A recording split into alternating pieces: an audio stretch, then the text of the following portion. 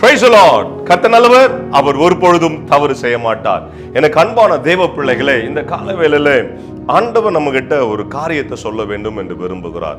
He wants to tell us something which brings victory in our life. நம்ம வாழ்க்கையில ஒரு வெற்றியை கொடுக்கிற ஒரு காரியத்தை ஆண்டவர் நமக்கு சொல்ல விரும்புகிறார். அது என்ன தெரியுமா? யோவான் சுவிசேஷ புஸ்தகத்துல 15ஆம் அதிகாரத்துல 7ஆம் வசனம் தமிழ்ல நான் வாசிக்கிறேன். என் வார்த்தை உங்களிலும் நிலைத்திருந்தால் நீங்கள் கேட்டுக்கொள்கிறது எதுவோ அது உங்களுக்கு செய்யப்படும். புரியுதுங்களா? நீங்கள் என்னிலும் என் வார்த்தை உங்களிலும் நிலைத்திருந்தால் நீங்கள் எதை கேட்டுக்கொள்ளுறீங்களோ அது உங்களுக்கு கிடைக்குமா? அப்படின்னா எனக்கு அன்பானவர்களே, உங்க ஜெபங்கள் கேட்கப்பட வேண்டுமானால் என்ன சொல்றார் ஆண்டவர்னா, நீங்கள் என்னில் நிலைத்திருக்கணும், அதாவது கடவுளை நிலைத்திருக்கணும், அவருடைய வசனம் உங்களுக்குள்ள இருக்கணும். இதுதான், நீங்க கடவுளுக்குள்ள இருக்கணும், கடவுளுடைய வசனம் உங்களுக்குள்ள இருக்கணும். நீங்க தேவனுக்குள்ள இருக்கணும், தேவனுடைய வசனம் உங்களுக்குள்ள இருக்கணும். உங்களுக்குள்ள தேவனுடைய வசனம் இருந்தா நீங்க தேவனோட நிலைத்து இருக்கிறீங்க. தேவனுடைய நிலைத்து இருந்தால் தேவ வசனம் உங்களுக்குள்ள இருக்கும். புரியுதுங்களா?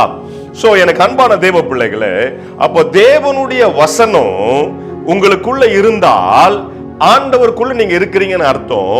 நீங்க ஆண்டவருக்குள்ள இருந்தால் சகலமும் எல்லாம் நடக்கும். புரியுதுங்களா?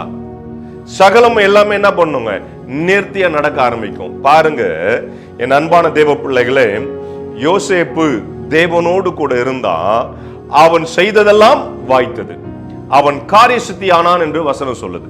எனக்கு பிரியமானவர்களே, நீங்க தேவனோடும் தேவ வசனம் உங்களோடு கூட இருந்தா நீங்க அப்படியே அபாயிடுனா என்னதுங்க, ஒற்றி போய் இருக்கிறது, அதை விட்டு விலகாதபடிக்கு நிலைத்திருப்பது, ஒன்னா இருப்பது, ஒன்னு பிணைந்து இருப்பது. புரியுதுங்களா? எனக்கு அன்பானவர்களே, நீங்க தேவனோடு நிலைத்திருந்தால் சகலமும் உங்களுக்கு நன்மையா நடக்கும். அப்போ உங்க ஜெபங்கள் எல்லாம் கேட்கப்படும். புரியுதுங்களா? உங்க ஜெபங்கள் எல்லாம் என்ன பண்ணும், அப்படிதான் வசனம் சொல்லுது.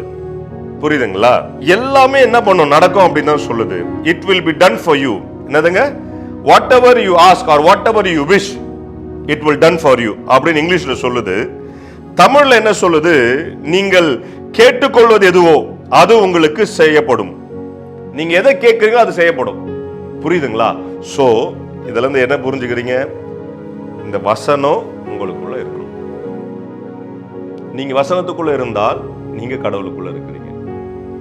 அப்போ கடவுள் என்ன செய்வாரு? நீங்க சொல்றதெல்லாம் செய்வாரு. அவ்வளவுதான், சிம்பிள். புரிஞ்சிருச்சா? அப்ப நம்ம ஜெபங்கள் கேட்கப்படுறதுக்கு என்ன செய்யணும்? வசனம் நமக்குள்ள இருக்கணும், ஆண்டவருக்குள்ள நம்ம இருக்கணும். புரியுதுங்களா? அதான் சொல்லுது பாருங்க, நீங்கள் என்னிலும் என் வசனம் உங்களிலும் இருந்தா நீங்க நினைக்கிறது கேட்டுக்கொள்ளப்படுகிறது, எல்லாமே செய்யப்படும். ஓகேவா? சிம்பிளா முடிச்சிடலாமா? அப்படித்தான். ஏன்னா பாருங்க, நான் ஒரு விஷயத்த சொல்றேன். எனக்கும் என் மனைவிக்கும் எனக்கும் என் மனைவி திருமணமாகி 23 வருஷம் ஆகுது. சரிங்களா? ஆரம்ப காலகட்டத்தில் எல்லா கணவன் மனைவிக்குள்ள இருக்கிற அந்த அந்த காரியங்கள், அந்த புரிதலுடைய இதெல்லாம் ரொம்ப கஷ்டமாக தான் இருந்துச்சு. அப்புறம் இந்த 15-16 வருஷத்துக்கு அப்புறம், 17 வருஷத்துக்கு அப்புறம், இன்னும் கரெக்டாக சொல்லணும்னா அந்த 20 அந்த 18-20 வருஷத்துக்கு அந்த கிட்ட வரும்பொழுது புரிதல் வர ஆரம்பிச்சிச்சு எங்களுக்குள்ள.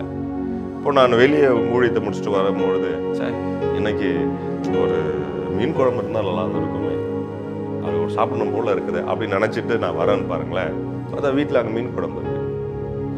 நான் நினச்சதை அவங்க என்ன பண்ணுறாங்க, செய்கிறாங்க. இது எப்படி அப்படின்னா, அதுதான் அந்த உள்ள புரிதல், அதோட அபாய்ட்னஸ், அது என்ன சொல்றதுங்க, நிலைத்திருப்பது. அந்த ஒன்றா இருக்க அது அப்போதான் என்ன பண்ணும், புரிதல் வர ஆரம்பிக்கும் கணவன் மனைவிக்குள்ள. இந்த கணவன் மனைவிக்குள்ள இப்போ பார்த்தீங்கன்னா சண்டை ஃபர்ஸ்ட்டு ஒரு 5-10 வருஷம் இப்படி தான் இருக்கும். அது பிரச்சனைக்குள்ள அப்படி தான் போயிட்டு வரும். ஆனால் அந்த காலங்கள் போக போக அந்த புரிதல் வருது பாருங்க. 2 பேரும் ஒன்றா இருந்துக்கிட்டு ஒருத்தர் என்ன செய்வாங்கன்னு புரிஞ்சுட்டாங்க பாருங்க. அதுக்கப்புறம் பாருங்க, இப்போ நம்ம என்ன நினைக்கிறோமோ அது எல்லாமே என்ன பண்ணுது, நடக்க ஆரம்பிக்குது. அவங்க என்ன நினைக்கிறாங்களோ நம்மளும் என்ன பண்ண அதை செய்ய ஆரம்பிக்கிறோம். அங்கே சமாதானமான ஒரு சூழ்நிலை வருது.